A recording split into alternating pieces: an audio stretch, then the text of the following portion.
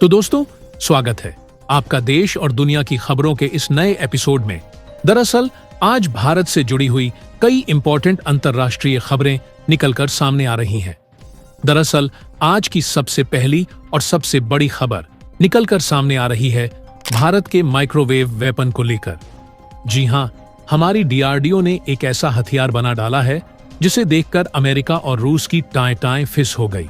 इसके बारे में हम आगे चर्चा करेंगे। फिलहाल नेक्स्ट अपडेट की बात की जाए तो यह खबर चीन और इसरो के बीच में एक कंपटीशन चल रहा है। इसरो अब अपना चंद्रयान 4 मिशन लॉन्च करने जा रहा है, लेकिन चाइना भारत से काफी ज्यादा आगे की सोच रहा है।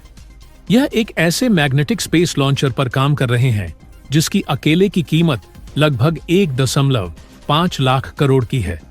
लगभग इतनी कॉस्ट में तो भारत अपना पहला बुलेट ट्रेन प्रोजेक्ट बना रहा है।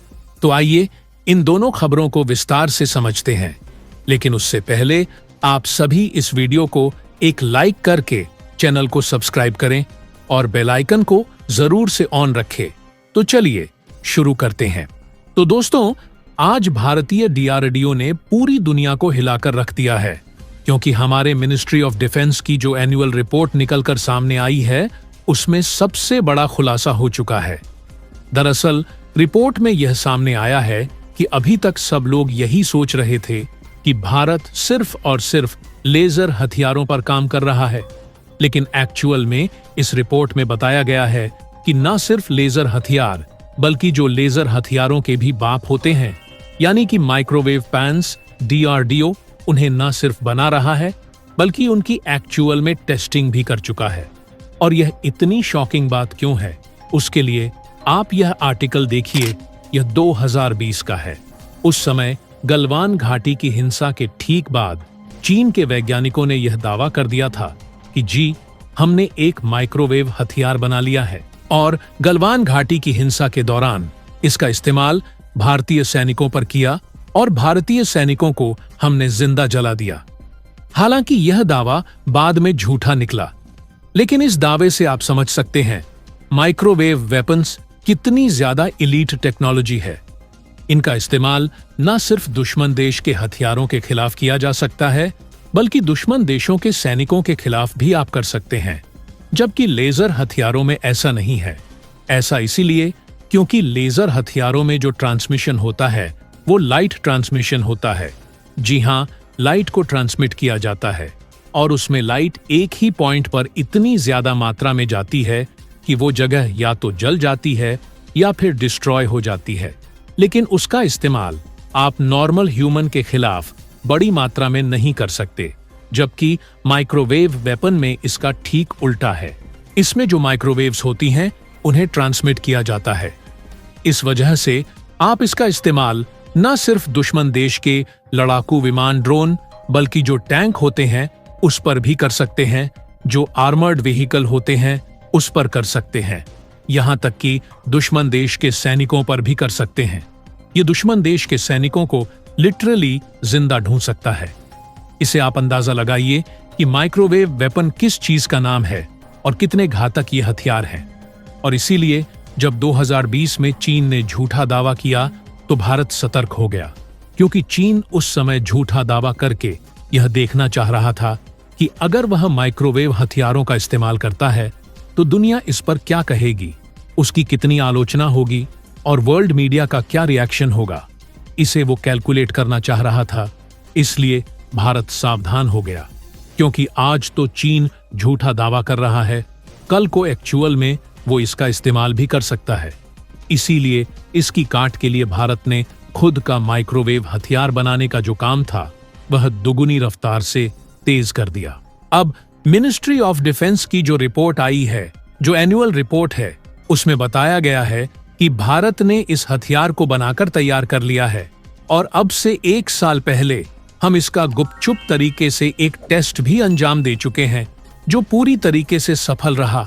आने वाले कुछ दिनों में इसके कुछ और टेस्टिंग किए जाएंगे और उसके बाद पूरी उम्मीद है कि ये इस्तेमाल के लिए पूरी तरीके से तैयार होगा। और यकीन मानिए, जब यह तैयार होगा ना, तो चीन को तो इतनी दिक्कत नहीं होगी, क्योंकि चीन के पास ऑलरेडी माइक्रोवेव हथियार हैं। ऐसे में दोनों देश एक दूसरे की काट करते हैं, इसलिए दोनों एक दूसरे के खिलाफ इस्तेमाल नहीं करेंगे। समस्या होगी पाकिस्तान को, क्योंकि पाकिस्तान के पास इसकी काट का कुछ भी नहीं है और चीन इतनी एलीट टेक्नोलॉजी पाकिस्तान को किसी भी कीमत पर नहीं देने वाला। ऐसे में इसका इस्तेमाल अगर भारत पाकिस्तान के खिलाफ करेगा, पाकिस्तान इसका वार झेल ही नहीं पाएगा और पाकिस्तान के लिए मुसीबत यह है कि उसके पास इस टक्कर का हथियार कुछ भी नहीं है। ऐसे में वह इसका काट नहीं ला सकता। यही कारण है कि इस खबर से चीन से ज्यादा पाकिस्तान चिंतित है। हालांकि इस प्रोजेक्ट पर मेरी बारीक नजर है। जैसे ही इस पर कोई बड़ी खबर आती है, मैं तुरंत आपको सूचित करूंगा, इसीलिए चैनल को सब्सक्राइब कर लेना। तो आइए बढ़ते हैं हमारी दूसरी खबर की तरफ, जो चाइना की तरफ से आ रही है। दरअसल इसरो अब अपना चंद्रयान 4 मिशन लॉन्च करने जा रहा है, जहां पर हमारा यह लैंडर चांद की सतह पर जाएगा और वहां की मिट्टी खरोच कर भरकर फिर भारत में भेजेगा। लेकिन आप जानकर शौक रह जाओगे, चाइना तो भारत से काफी ज्यादा आगे की सोच रहा है। दरअसल यह एक ऐसे मैग्नेटिक स्पेस लॉन्चर पर काम कर रहे हैं जिसकी अकेले की कॉस्ट 1.5 लाख करोड़ की है। लगभग इतनी कॉस्ट में तो भारत अपना पहला बुलेट ट्रेन प्रोजेक्ट बना रहा है। मैं आपको बताता हूं ये क्यों इतना खास है।